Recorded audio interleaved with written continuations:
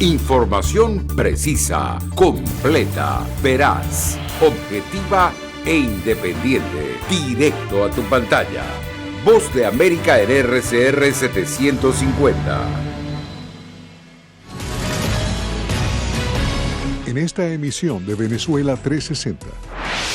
Nicolás Maduro y Daniel Ortega, frutos de un mismo árbol. Siempre lo oficializan para que nunca parezca arbitrario ni totalmente dictatorial.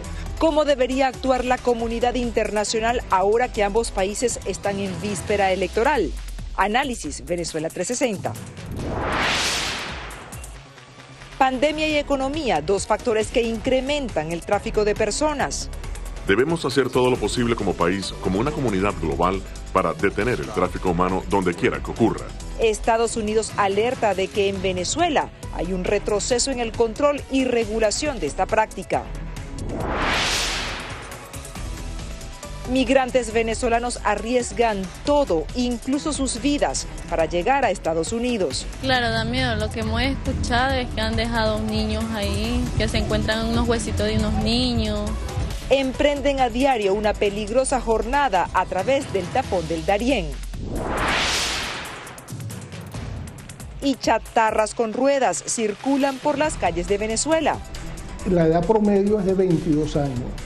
Un parque totalmente envejecido. La mayoría de los ciudadanos no pueden reparar su auto, mucho menos comprar uno nuevo.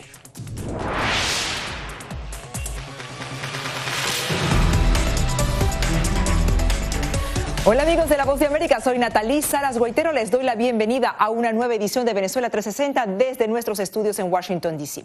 Venezuela y Nicaragua, dos países que comparten similitudes en cuanto a crisis social y política, pero según expertos se distancian en el manejo económico. Ante la cercanía de elecciones, la comunidad internacional se apresura a diseñar estrategias de presión con el objetivo de promover el respeto a las garantías constitucionales con miras a unos comicios libres y transparentes.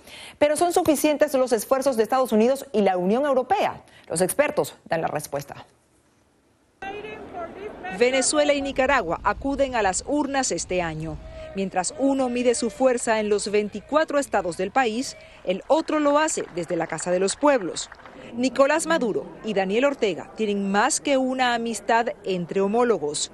También comparten su rechazo a las políticas de Washington y el bloque europeo, que critican su forma de hacer política y que ha dejado como resultado en las últimas semanas varias detenciones, desapariciones y ataques a la prensa.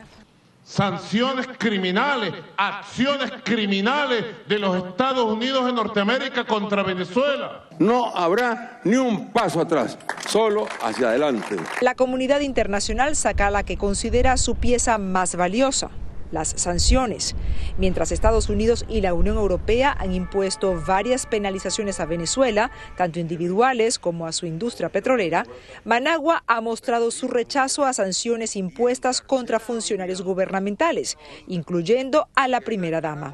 Pero ya pusieron sus barbas en remojo. Aquí lo más importante no es el error que a veces cometemos de interpretar las sanciones como la estrategia, sino que tener una estrategia que tenga a sanciones como una opción en su ejecución. Que se responda aumentando la lista, ¿no? El número de personas afectadas por las sanciones me parece muy razonable. No debemos esperar a lo que ha sucedido en países como Cuba o Venezuela, sino que antes de que se destruyan completamente las instituciones, atajar a esta situación. Expertos consideran que si bien las sanciones pueden ser una carta ganadora en muchas ocasiones, no funcionan de forma aislada. Tiene que ser de forma coordinada, multilateralmente. Si lo hace unilateralmente, tiene muy poco efecto de acuerdo al aprendizaje con Venezuela, porque consigue cómo burlarla. Y Estados Unidos tiene que tratar de aislarlo sin incrementar o ayudarle a mantener esa popularidad. Y es difícil hacer. Es mejor hacerlo con muchos otros países. Y la razón para responder en bloque, según los analistas, es que pueden tocarse varios flancos a la vez, sobre todo porque la experiencia enseña que en el pasado los hechos calificados de arbitrarios por parte de la comunidad internacional se entienden como violaciones a las leyes, tanto en Miraflores como en la Casa Naranja, lo que representa un cambio en las reglas del juego y por consiguiente, un cambio en la estrategia.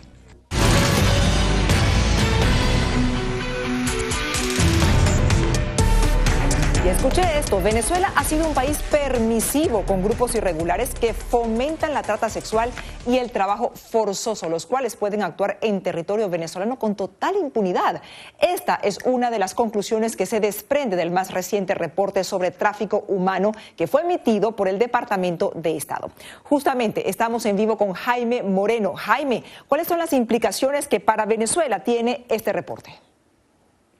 Hola Natalie, buenos días. La implicación que tiene para Venezuela este reporte es que aumenta la presión que existe sobre el gobierno de Nicolás Maduro para que actúe prontamente para tratar de frenar esas mafias, esas redes de tráfico humano que se aprovechan de la situación social y económica que vive la gente en Venezuela para llevarlos a otros países con promesas engañosas o también para esclavizarlos en estas formas de esclavitud moderna en su propio país, sobre todo en la región del Arco Minero. Es lo que dice este informe del Departamento de Estado. Es un informe que clasifica a Venezuela en el nivel 3. El nivel 3 es un nivel en donde están los países que tienen las mayores dificultades, como Nicaragua y también como Cuba.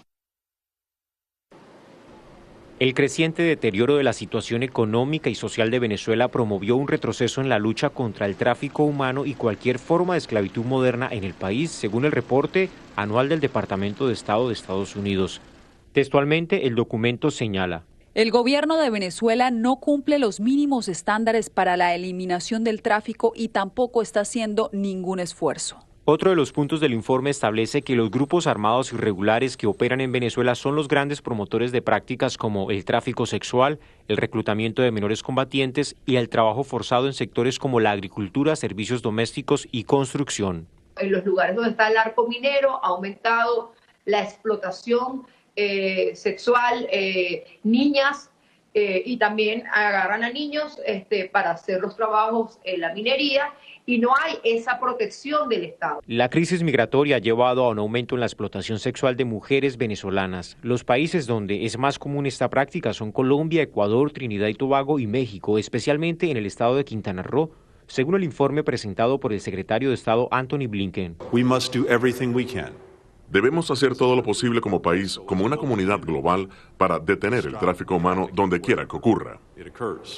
El Departamento de Estado recomienda que Venezuela debe mejorar su legislación para penalizar el tráfico humano, atender a las víctimas y destinar recursos para formar fiscales especializados en la investigación y penalización de estas prácticas. La ruta de trata y tráfico de mujeres de nacionalidad venezolana hacia Trinidad y Tobago, que son captadas para realizar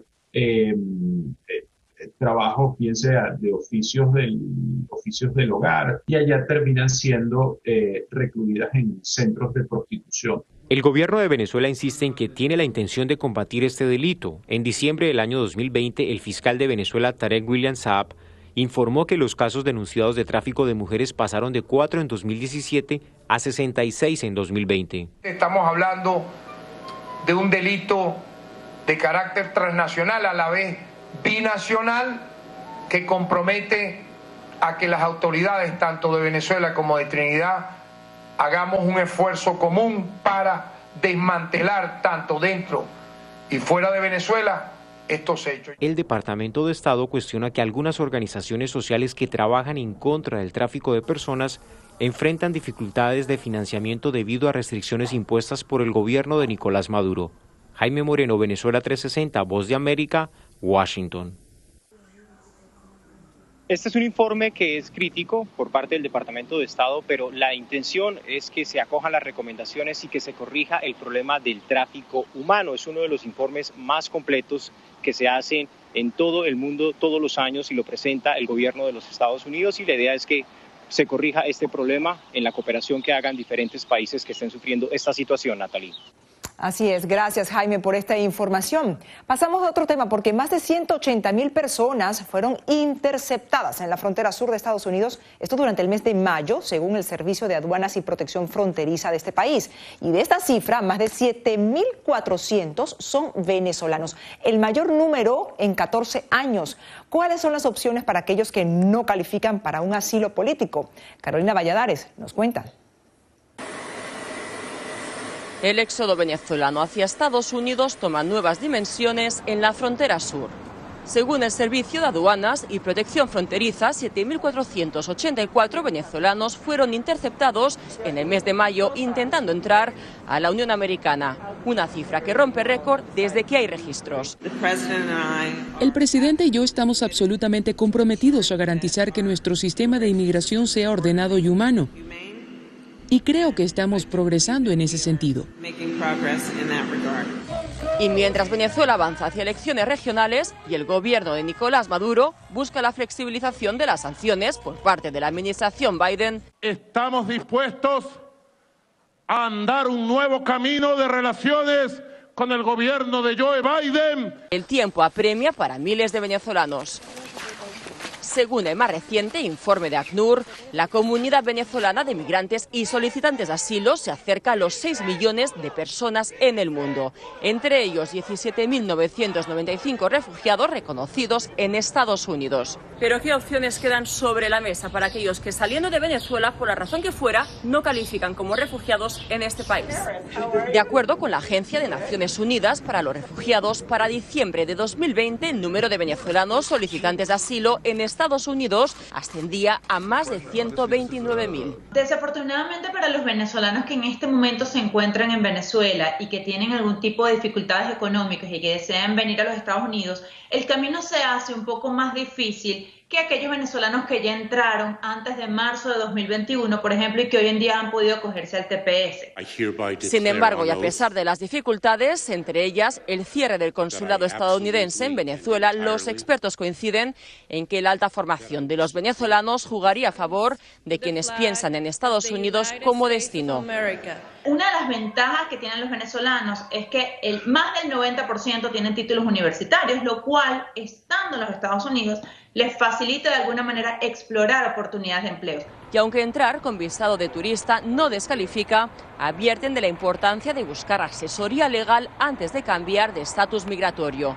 Cada caso es único, pero explican los entendidos que deben sobre todo demostrar que no tenían la intención de quedarse cuando entraron al territorio estadounidense. Carolina Valladares, Venezuela 360, Voz de América, Washington.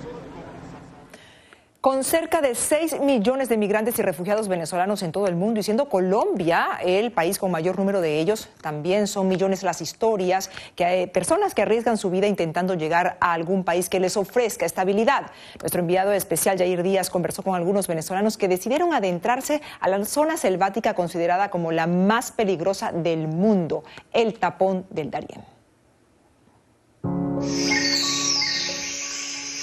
Esta es la frontera colombo-panameña, una zona que luce en partes iguales los vestigios de la fama y el olvido, famosa por ser el escenario natural de una maraña selvática, hostil e impenetrable, conocida como el Tapón del Darién, olvidada porque, de acuerdo con sus propios habitantes y autoridades locales, la zona es controlada por grupos guerrilleros y paramilitares que se lucran del narcotráfico y el contrabando. Y justo allí, del lado colombiano, se encuentra Necoclí, un punto obligado de paso de miles de migrantes decididos a adentrarse a la que es considerada como la selva más intacta y peligrosa del mundo. He recorrido ya 3 países del mundo por buscar una mejor vida. A diario, más de 600 migrantes entre cubanos, haitianos, africanos y venezolanos emprenden esta travesía incierta y hasta cierto punto misteriosa. No todo el mundo llega allá y espero llegar allá con mis compañeros que están aquí, mis compañeros, llegar allá sano y salvo. Que Dios nos cuide en el camino y nos bendiga mucho.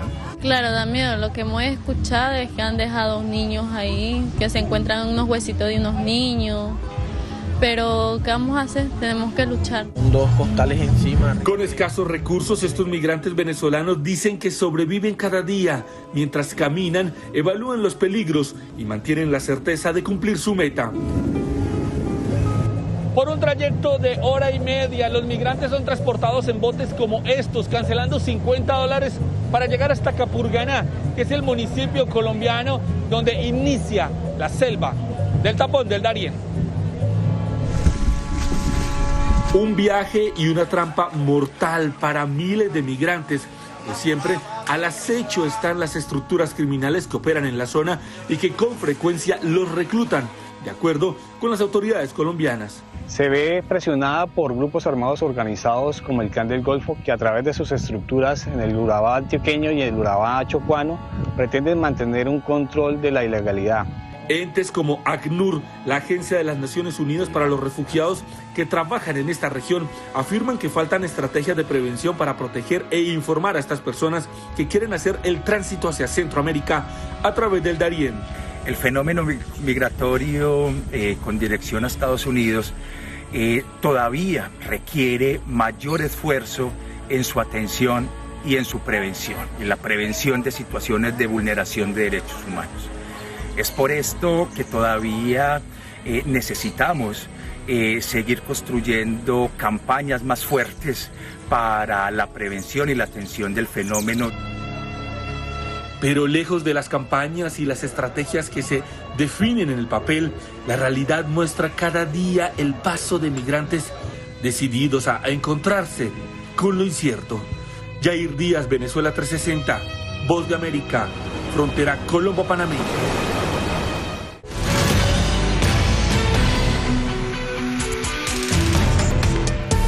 Seguimos en Venezuela 360. Fíjense que la mitad de los vehículos que circulan en Venezuela tienen 15 años y la opción de comprar un auto se aleja de las posibilidades de la mayoría de los ciudadanos. En las calles y autopistas aún pueden verse modelos de los 80 y de los 90, a menudo accidentados porque los repuestos también son costosos. Adriana Núñez Rabascal tiene los detalles.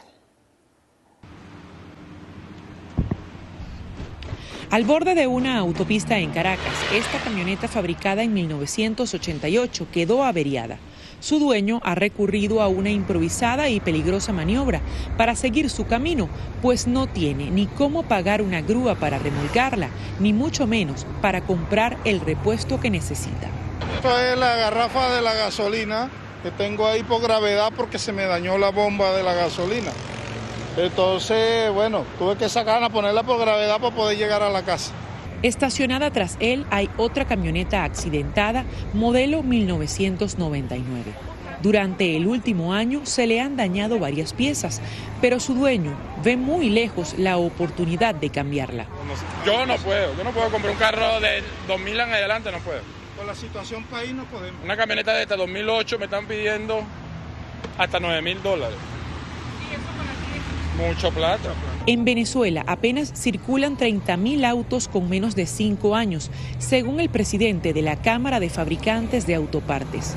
La edad promedio es de 22 años, un parque totalmente envejecido. Los Estados Unidos, el parque automotor es de 11 años, nosotros tenemos el doble de envejecimiento que ellos. Y lo más grave es que más del 53% del parque tiene más de 15 años. De acuerdo con cifras del sector, en 2020 solo se ensamblaron 107 vehículos, una cifra que comenzó a caer en 2009 debido a los retrasos del gobierno en entregar divisas a la industria automotriz para importar piezas. Hoy, las principales plantas de General Motors, Ford y Chrysler, entre otras, están cerradas. El ensamblaje en Venezuela desapareció. Este año apenas estamos ensamblando un solo vehículo y la única opción es importar vehículos. Pero importar está limitado para un mínimo de venezolanos con capacidad de gastar al menos $20,000. El resto debe buscar un carro de segunda mano. Incluso los concesionarios de reconocidas marcas exhiben autos usados. En 2019, el presidente Nicolás Maduro planteó recuperar la industria y dijo que la nación estaba en capacidad de producir 210,000 vehículos al año. Voy a lanzar el motor automotriz, un nuevo motor de la agenda económica bolivariana. Sin embargo, los mismos autos viejos continúan moviéndose por el país y por el kilometraje que acumulan fallan con frecuencia. Los clientes no tienen la posibilidad de pagar en este momento por el costo de la reparación y muchos de ellos a veces deciden hasta dar el carro por perdido porque no vale la pena repararlo. Por ello, los estacionamientos de edificios y vecindarios parecen cementerios de chatarras, donde también se guardan las esperanzas de sus dueños de ponerlas a andar nuevamente. Adriana Núñez Rabascal, Venezuela 360, Voz de América, Caracas.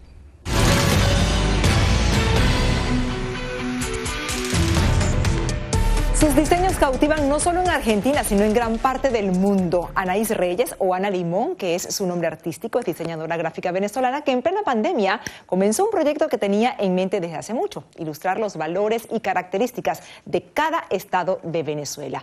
Gonzalo Báñez Villar nos cuenta.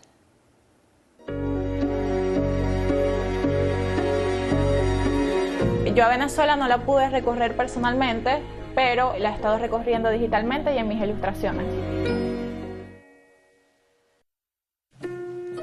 Su nombre real es Anaís Reyes, pero sus fantásticos dibujos llevan la firma de Ana Limón. Desde la Argentina diseña imágenes de su querida Venezuela y las exporta no solo a su país natal, sino a Estados Unidos, Europa y otras partes del mundo. Mira, yo no sabía qué era el diseño gráfico hasta que lo estudié. Yo siempre soñé con ser o escritora o ilustradora, pero allá en Venezuela no era como que algo que te diera mucho dinero. Entonces, bueno, me fui con el diseño gráfico y acá cuando comencé a ganar dinero con el arte es como que dejé mi carrera de diseño a un lado y me estoy dedicando completamente a las ilustraciones. Ana ilustró cada uno de los estados que componen Venezuela. Le llevó mucho tiempo. Primero realizó una profunda investigación para no perderse ni un detalle de cada sitio y luego dejó volar su imaginación e ingenio para llevarlo al papel, o mejor dicho, a la computadora. Siempre como que sentí la necesidad de ilustrar a Venezuela. Comencé con Maracaibo, que fue la primera.